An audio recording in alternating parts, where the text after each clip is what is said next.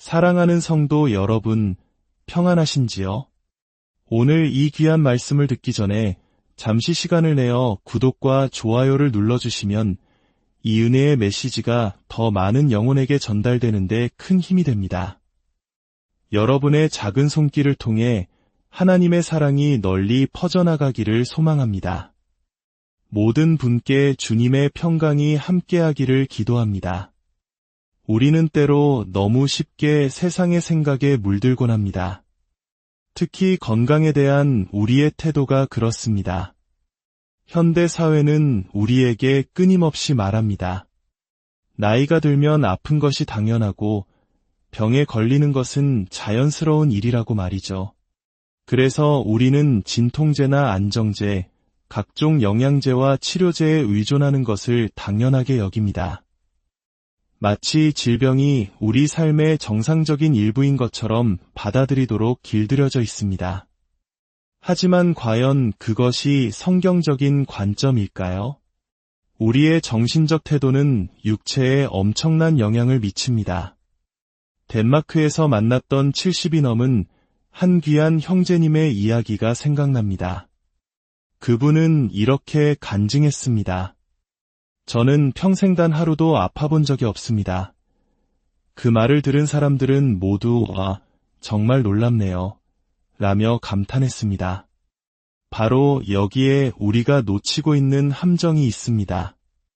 그들의 반응 속에는 아픈 것이 정상이고 아프지 않은 것이 비정상이라는 전제가 깔려 있습니다. 그러나 성경의 가르침은 정반대입니다. 성경에서 건강은 정상이고 질병은 비정상입니다. 성경 전체를 샅샅이 뒤져보아도 믿음의 사람이 병으로 죽었다는 기록을 찾기란 매우 어렵습니다. 아마 대부분은 한 명도 찾아내지 못할 것입니다. 굳이 한 명을 꼽자면 선지자 엘리사가 있기는 합니다. 하지만 그 외에 온전히 하나님께 헌신했던 믿음의 사람이 질병으로 생을 마감했다는 기록은 떠오르지 않습니다. 여러분, 우리는 죽기 위해 꼭 아파야만 하는 존재가 아닙니다. 한 장로교 목사님께서 이와 같은 주제로 설교를 하셨을 때 모든 성도들이 그 말씀을 쉽게 받아들이지는 못했습니다. 설교가 끝난 후 한 성도님이 목사님께 다가와 이렇게 말했습니다. 목사님, 저는 곧 죽을 것 같아요. 그러자 목사님은 온화하게 대답했습니다. 자매님, 그렇다면 잘 죽으십시오. 이것은 차가운 말이 아닙니다. 믿음 안에서 평안하게 소망 가운데 주님의 부르심을 받는 것이야말로 잘 죽는 것이라는 의미입니다. 실제로 그 목사님의 첫 번째 아내, 즉 사모님께서 바로 그렇게 주님의 품에 안기셨습니다. 그녀는 심장병으로 죽음의 문턱까지 갔다가 기적적으로 살아난 경험이 있었습니다.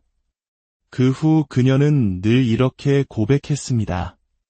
지금부터 제가 쉬는 모든 숨은 초자연적인 하나님의 은혜입니다. 어느 날 그녀는 남편과 함께 사역을 하던 중 친구에게 하나님의 선하심을 간증하는 편지를 쓰고 있었습니다. 그녀가 쓴 마지막 단어는 구원이었습니다. 그 단어 뒤에 마침표를 찍은 후 그녀는 조용히 마지막 숨을 거두었습니다. 이것이야말로 성도가 이 땅을 떠나는 가장 아름다운 모습이 아닐까요? 성경은 말합니다. 주께서 그들의 호흡을 거두시면 그들은 죽어 흙으로 돌아가나이다. 물론 지금 아프다고 해서 부끄러워하거나 죄책감을 느낄 필요는 없습니다. 하나님께서는 의술과 의사를 통해서도 일하십니다. 저 역시 의사의 도움이 필요하면 병원에 갈 것입니다. 하지만 저는 나는 아플 것이다라는 생각에 정신적으로 길들여지는 것을 거부합니다. 오히려 저는 나는 건강할 것이다라고 기대하도록 제 마음을 훈련합니다. 왜냐하면 그것이 나를 향한 하나님의 뜻이라고 믿기 때문입니다. 데살로니가전서 5장 23절 말씀을 함께 보겠습니다. 평강의 하나님이 친히 너희를 온전히 거룩하게 하시고 여기서 온전이라는 말은 우리의 모든 부분을 의미합니다.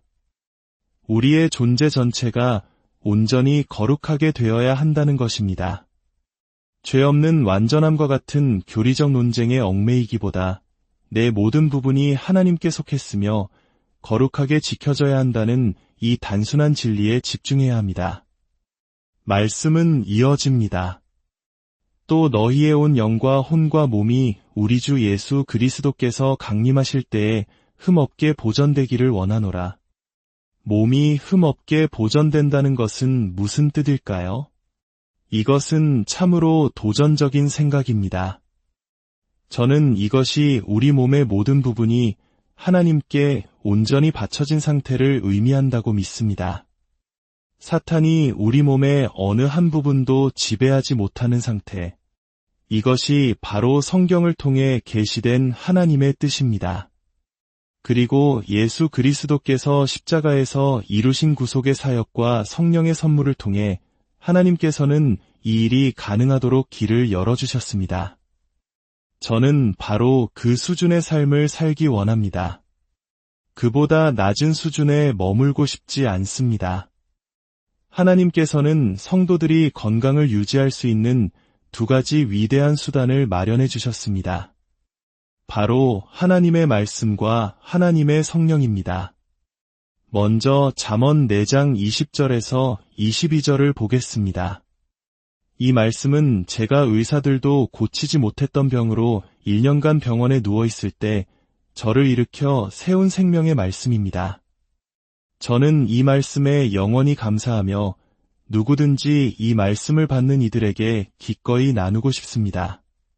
제가 병원에서 퇴원했을 때 하나님께서는 제게 분명히 말씀하셨습니다. 내가 너를 이 과정을 통과하게 한 것은 내가 너를 위해 행한 일을 다른 사람들에게 전하고 내가 너에게 가르친 원리들을 그들에게 알리게 하기 위함이다. 잠언 4장 20절에서 22절입니다. 내 아들아, 내 말에 주의하며 내가 말하는 것에 내 귀를 기울이라. 그것을 내 눈에서 떠나게 하지 말며 내 마음 속에 지키라. 그것은 얻는 자에게 생명이 되며 그의 온 육체의 건강이 됨이니라. 여기서 내 아들아는 하나님의 모든 자녀, 바로 당신을 부르는 음성입니다. 하나님께서 당신에게 생명과 온 육체의 건강이 되는 선물을 주셨습니다. 당신이 이 말씀을 올바른 지침에 따라 받아들일 때 그것은 당신 안에서 놀라운 능력을 발휘할 것입니다. 두 번째 수단은 로마서 8장 11절에 나타납니다. 예수를 죽은 자 가운데서 살리신 이의 영이 너희 안에 거하시면 그리스도 예수를 죽은 자 가운데서 살리신 이가 너희 안에 거하시는 그의 영으로 말미암아 너희 죽을 몸도 살리시리라. 살리시리라는 것은 생명을 주다라는 의미입니다. 여러분, 성령 세례를 통해 우리 육체 안에 예수님을 무덤에서 일으키신 바로 그 능력이 거하고 있다는 사실을 아십니까? 이것은 정말 숨 막힐 듯한 진리입니다.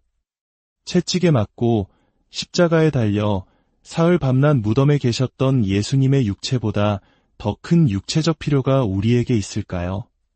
하나님의 영이 그 몸에 들어가 완전한 생명과 건강을 주셨습니다. 바로 그 동일한 능력이 지금 우리 육체 안에 내주하며 우리에게 생명을 불어넣고 신성한 부활의 생명을 나누어 주고 있습니다.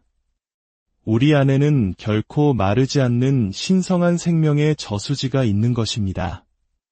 문제는 많은 성도들이 그 저수지에서 생명수를 길어 올리는 법을 모른다는 것입니다.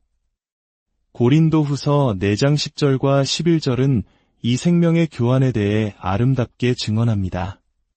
우리가 항상 예수의 죽음을 몸에 짊어짐은 예수의 생명이 또한 우리 몸에 나타나게 하려 함이라.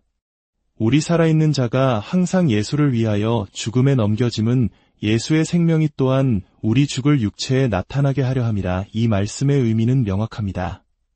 십자가에서 일어난 교환 때문입니다. 예수님께서 우리의 죄악으로 죄가 되시고 우리의 질병과 연약함을 짊어지셨으며 우리의 죽음을 대신 죽으셨기 때문에 우리는 이제 예수님의 부활 생명에 참여하도록 초대받았습니다. 그리고 그 생명은 우리 죽을 육체의 눈에 보이도록 나타나야 합니다. 이것이 바로 신성한 치유와 신성한 건강의 핵심 원리입니다. 물론 오해해서는 안 됩니다. 우리는 아직 부활한 몸을 가진 것이 아닙니다. 우리는 여전히 죽을 수밖에 없는 육신 안에 부활의 생명을 가지고 있는 것입니다. 우리는 이 부활 생명의 저수지로부터 힘을 길어와 우리의 죽을 몸을 유지하는 법을 배워야 합니다. 결국 우리 몸의 구속이 완성될 그날이 올 것입니다. 로마서 8장은 모든 피조물이 하나님의 아들들이 나타나기를 간절히 기다리고 있다고 말합니다. 그리고 우리 자신도 성령의 처음 익은 열매를 받은 자로서 속으로 탄식하며 몸의 구속을 기다린다고 말합니다. 우리의 몸은 이미 하나님의 소유이지만 여전히 죽을 수밖에 없는 썩어질 몸입니다. 구속의 마지막 단계는 부활과 변화의 순간에 일어날 것입니다. 고린도전서 15장은 그날 우리 몸에 일어날 5가지 구체적인 변화를 설명합니다. 이것은 우리의 영이나 혼이 아닌 육체의 부활에 관한 것입니다. 첫째, 썩을 것이 썩지 아니할 것으로 변합니다. 둘째, 욕된 것이 영광스러운 것으로 변합니다. 셋째, 약한 것이 강한 것으로 변합니다. 넷째, 육의 몸이 신령한 몸으로 변합니다. 부활하신 예수님처럼 살과 뼈는 있지만 피는 없는 시공간의 제약을 받지 않는 몸입니다. 다섯째, 죽을 몸이 죽지 아니할 몸, 즉 불멸의 몸으로 변합니다. 성경은 말합니다. 보라, 내가 너희에게 비밀을 말하노니 우리가 다 잠 잘 것이 아니요 마지막 나팔의 순식간에 홀연히 다 변화되리니 나팔 소리가 남의 죽은 자들이 썩지 아니할 것으로 다시 살아나고 우리도 변화되리라. 눈을 한번 깜빡하는 그 짧은 순간 마지막 나팔 소리와 함께 모든 것이 변할 것입니다. 죽음은 승리에게 삼켜질 것입니다. 이것이 바로 구속의 절정입니다. 빌립보서 3장 20절과 21절은 이 소망을 이렇게 요약합니다. 그러나 우리의 시민권은 하늘에 있는지라 거기로부터 구원하는 자곶주 예수 그리스도를 기다리노니 그는 만물을 자기에게 복종하게 하실 수 있는 자의 역사로 우리의 낮은 몸을 자기 영광의 몸의 형체와 같이 변하게 하시리라. 인간이 타락한 이후 우리는 낮은 몸, 즉 굴욕적인 몸을 갖게 되었습니다. 아무리 부유하고 아름다운 옷을 입어도 조금만 움직이면 땀을 흘리고 냄새가 납니다. 아무리 좋은 음식을 먹어도 화장실에 가야만 합니다. 이것이 죄에 대한 심판 아래 있는 우리의 현실입니다. 세상의 수많은 광고와 상품들은 우리에게 이 굴욕적인 몸의 현실을 잊게 하려고 애쓰지만 진실은 변하지 않습니다. 하지만 그날이 오면 우리는 이 낮은 몸에서 해방되어 주 예수 그리스도의 몸과 같은 영광의 몸을 입게 될 것입니다. 이 말씀을 맺으며 오래전 아프리카 케냐에서의 한 경험을 나누고 싶습니다. 제가 가르치던 한 학생의 어머니가 돌아가셨다는 소식을 듣고 위로하기 위해 그 집을 방문했습니다. 제가 도착했을 때는 마침 장례식이 거행되려던 참이었습니다. 제 평생 그렇게 비참하고 가난한 광경은 본 적이 없었습니다. 풀로 지은 오두막은 일부가 불에 타 있었고 집 앞에는 아프리카 관습에 따라 무덤 구덩이가 파여 있었습니다. 어린 아이들은 돌보는 이 없이 흙먼지 속을 뛰어다녔고 고인의 시신은 붉은 흙탕물에 얼룩진 흰옷을 입고 있었습니다. 관은 거친 판자로 대충 못질에 만든 상자에 불과했습니다. 그 가난하고 비참한 광경, 불평등한 세상과 싸우다 지쳐버린 듯한 한 여인의 마지막 모습을 보며 제 마음속에는 강렬한 깨달음이 밀려왔습니다. 부활은 반드시 있어야만 한다. 이렇게 끝나는 것은 너무나 불공평하다. 이것이 끝이 될 수는 없다. 그 순간 부활에 대한 확신이 제 심장을 강하게 울렸습니다. 이것은 끝이 아닙니다. 반드시 뒤따를 무언가가 있습니다.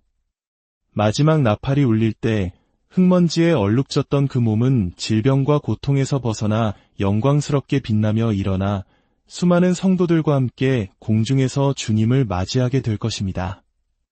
성경은 말합니다.